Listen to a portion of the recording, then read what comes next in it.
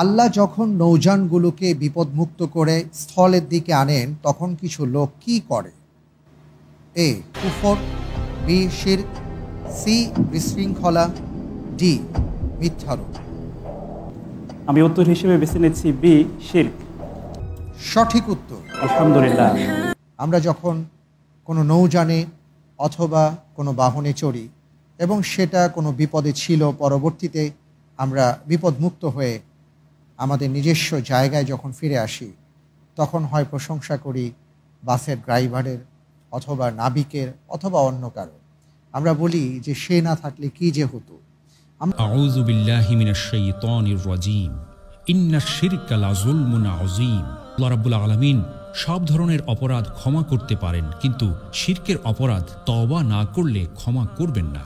লুকমান আলাইহিস সালাতু ওয়াস সালাম তার ছেলেকে শিরক থেকে বেঁচে থাকার উপদেশ দেওয়ার সময় এ কথা বলেন, যা কোরআনে বিবৃত হয়েছে এভাবে: যখন লুকমান উপদেশ দিয়ে তার পুত্রকে বলল, হে ছেলে, আল্লাহর সাথে কাউকে শরিক করো না, মহা জুলুম। শিরক দুই প্রকার, এক শিরকে আকবার বা বড় শিরক, এবং দুই শিরকে আসগার বা ছোট শিরক।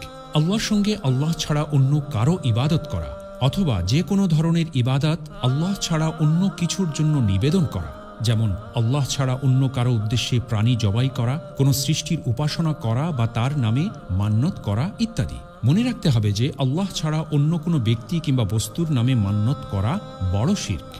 রিয়াযুক্ত আমল অর্থাৎ লোক দেখানোর উদ্দেশ্যে আমল করা, এই জাতীয় শিরক এত ব্যাপক যে ছোট পরিসরে এর আলোচনা সম্ভব নয়। আমাদের পরিবার, সমাজ এবং রাষ্ট্রের রন্ধ্রে রন্ধ্রে এটি মরণঘাতী ভাইরাসের মতো ঢুকে রয়েছে। এগুলোর মর্মান্তিক দুর্ভোগ রয়েছে সেসব মুনাফিক নামাজির জন্যে যারা নিজেদের সালাত সম্পর্কে উদাসীন থাকে। তারা কাজকর্ম করে লোক দেখানোর জন্য। শিরক সম্পর্কে হাদিসে কুদসিতে রাসূলুল্লাহ সাল্লাল্লাহু আলাইহি ওয়াসাল্লাম বলেন, আল্লাহ তাআলা বলেছেন, আমি অংশীদারি থেকে সম্পূর্ণ মুক্ত। যে ব্যক্তি আমার সঙ্গে অন্য কাউকে অংশীদার বানায়, আমি ওই ব্যক্তিকে তার শিরকের উপর ছেড়ে দিই।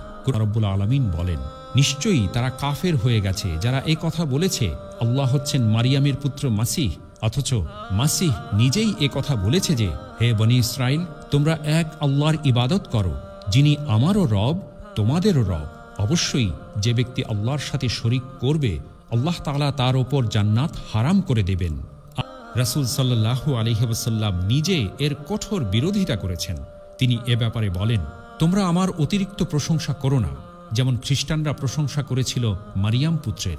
আমি কেবল আল্লাহ তাআলার একজন বান্দা, সুতরাং তোমরা আমাকে আল্লাহর বান্দা এবং তার রাসূল বলবে মাত্র।